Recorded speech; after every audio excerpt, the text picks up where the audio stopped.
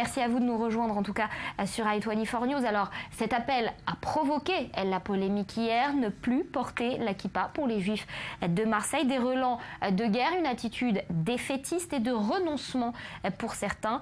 Une vraie nécessité face à un réel danger pour d'autres. Les détails avec Jonathan Serrero.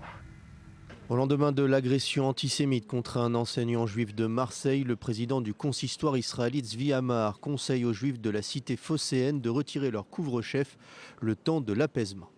Je conseille aux membres de la communauté juive de Marseille, localement, de ne pas porter la kippa dans la rue le temps que les choses s'apaisent. Sauf que cette recommandation a provoqué une levée de bouclier du côté des responsables communautaires juifs. Le grand rabbin de France, Raïm Korsia, n'entend pas céder à la pression. Maintenant, si on commençait à accepter cette logique de dire eh bien, on ne va pas porter la kippa, il n'y a plus de fin. Est-ce qu'il faudra aussi que les rabbins se rasent la barbe? Est-ce qu'il faudra... Qu'est-ce qu'on fera ensuite? Donc, je crois important de défendre cette idée parce qu'en le faisant, on défend la France, on défend la laïcité, le modèle laïque de la France. Il n'y a aucune polémique, n'y voyez aucune polémique, il y a simplement une prise de position, un cri d'alerte du président du consistoire de Marseille. Le président du GRIF, Roger Kuckerman, a qualifié cette proposition de défaitiste. Joël Mergui, le président du consistoire israélite de France, a lancé, lui, l'opération Touche pas à ma kippa. Pendant ce temps, la victime de l'agression est, elle, sortie de l'hôpital, encore choquée. Je me sens très fatigué. C'est une situation très difficile. Comme vous pensez, hein, c'est quelque chose qu'on ne peut pas imaginer. Et très dur à vivre. Voilà. Une enquête a été ouverte contre un adolescent âgé de 15 ans pour tentative d'assassinat aggravé en raison d'une appartenance religieuse. Le parquet antiterroriste de Paris a lui été saisi. Voilà donc pour l'essentiel de cette actualité. Nous sommes à présent en ligne avec Jocelyn Zetoun, président de l'ASIM. Bonjour, merci d'avoir accepté de répondre à nos questions ce matin. Alors vous étiez parmi les premiers le jour de cette agression à vous rendre aux côtés de ce professeur. Qu'est-ce que vous avez ressenti à ce moment-là? C'est pas la première fois que Marseille est touchée par des actes antisémites. Non, bien sûr. D'abord bonjour à tous nos auditeurs.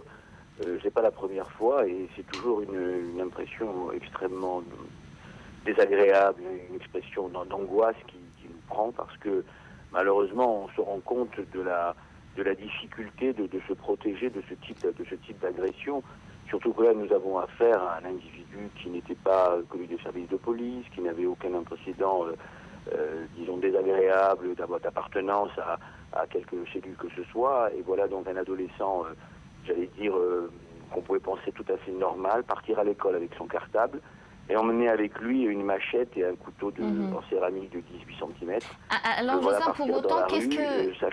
ne sachant pas à qui il allait encore s'attaquer, et voilà qu'il s'attaque à ce professeur qui passait par là parce qu'il avait une kippa ou parce qu'il ressemblait à un juif, il avait une barbe certainement et un livre sous le bras. Voilà. Alors pour autant, qu'est-ce que vous en pensez, Jocelyn, de cette polémique? Beaucoup de passages. Cette polémique, Jocelyn, concernant le port de la kippa, vous l'avez entendu bien évidemment cet appel, qu'est-ce que vous en pensez? Écoutez, moi je pense que c'est pas la réponse. La réponse de ne pas mettre de kippa n'est pas une réponse, disons en tout cas que l'on va pouvoir défendre longtemps, parce que d'abord je trouve que c'est une décision extrêmement grave, que c'est aux autorités religieuses de la prendre, parce que évidemment ça a une connotation très forte sur la vie des individus, des gens. Il ne faut pas que les gens se culpabilisent parce qu'ils ne portent pas de kippa, ça c'est le premier point. Le second point, je crois également que c'est pas la bonne réponse, parce que combien de temps ça peut durer?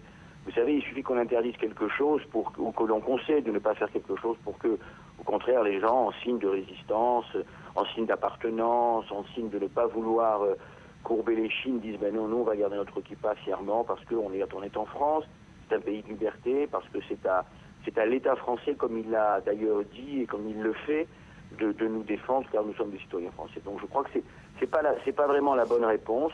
Je crois que la bonne réponse, c'est de se reprendre en main et de faire savoir à nos corégionnaires, à tous les juifs de France, que il faut bien sûr être discret, c'est-à-dire qu'on n'a pas besoin d'afficher de signes ostentatoires. Alors être discret, mais vous vous rattachez tout de même, Jocelyn Zetoun, à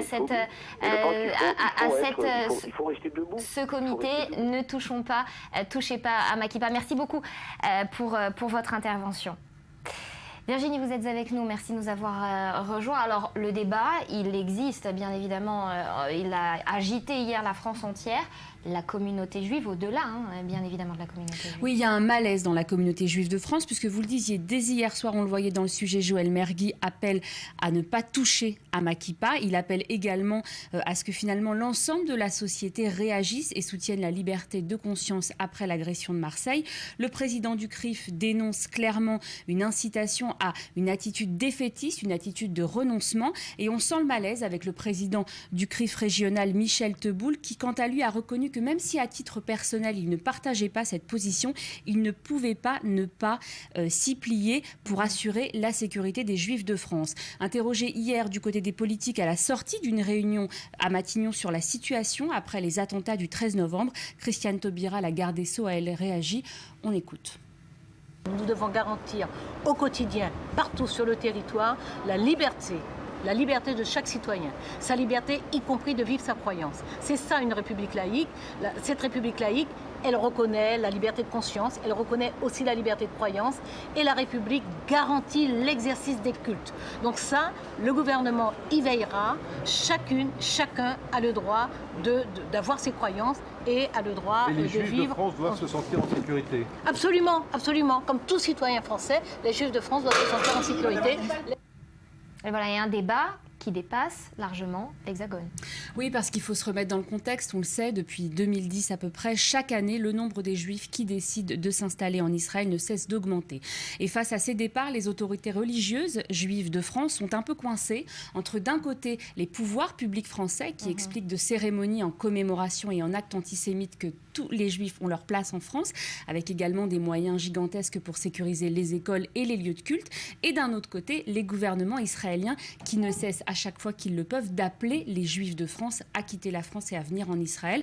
Alors on parle évidemment beaucoup de Binyamin Netanyahou qui a multiplié ses appels du pied depuis les attentats de Toulouse en 2012, mais souvenez-vous, c'était aussi bien plus ancien avec Ariel Sharon qui 7 ans plus tôt dénonçait l'antisémitisme en Europe. Résultat, on a une communauté qui aujourd'hui, il y a un vrai malaise puisque finalement il y a un tabou qui est tombé. On demande aux Juifs de France de faire profil bas avec cette histoire de port de kippa. Heureux comme un Juif en France, disait la Maxime. Merci beaucoup, Virginie.